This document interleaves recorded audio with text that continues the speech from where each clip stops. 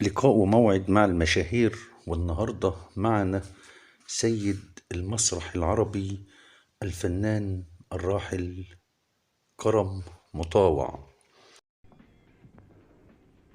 ها، موافقة مش كده؟ لا، مش كده. انت عارف ان الفلوس ما تهمنيش. شعارات طالعين اللي فيها اليومين دول، اللي مش لاقيين ياكلوا الفلوس ما بتهمناش، واللي عندهم بالبلايين برضه الفلوس ما بتهمناش.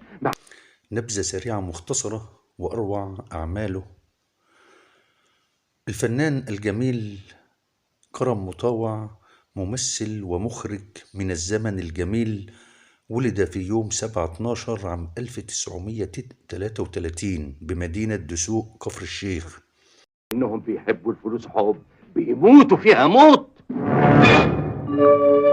الفلوس هي الفستان اللي انت لابساه، العقد اللي على صدرك، خاتم اللي في صباعك.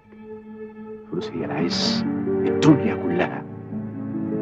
صدقيني صعب جدا ان واحد يقول لي الفلوس لا. حاصل على ليسانس الحقوق ثم بكالوريوس المسرح من المعهد العالي للدراما عام 1955.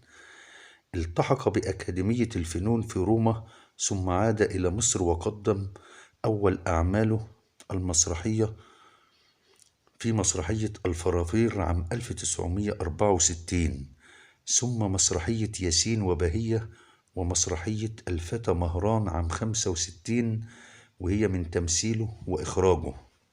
سطع اسمه بين كوكبة من المبدعين في عهده مثل الفنان سعد أردش وغيره من الفنانين الكبار. نزل بالجزائر مدرسا لطلبة المعهد الوطني للفنون الدرامية حتى عام 1975. تخرج على يديه فنانون جزائريون أصبحوا فيما بعد رواد المسرح الوطني في التسعينات. وعند عودته إلى مصر قدم 12 مسرحية و20 مسلسل و15 فيلما. أتعرف ما معنى الكلمة؟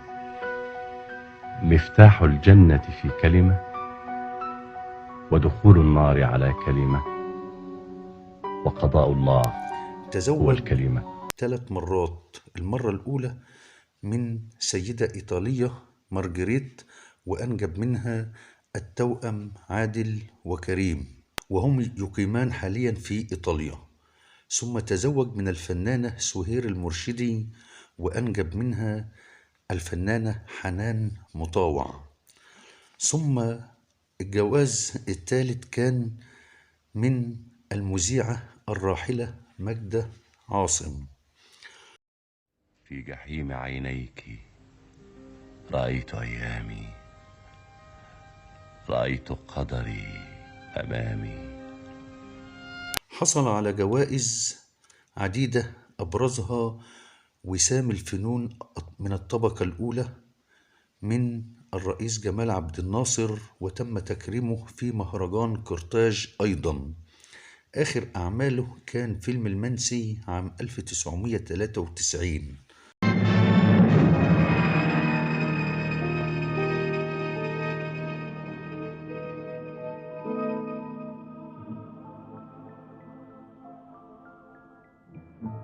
طلع له رحل سدسات. عن عالمنا يوم 9/12 عام 1996. رحم الله الفنان الجميل كرم مطاوع. نزله من المسدسات.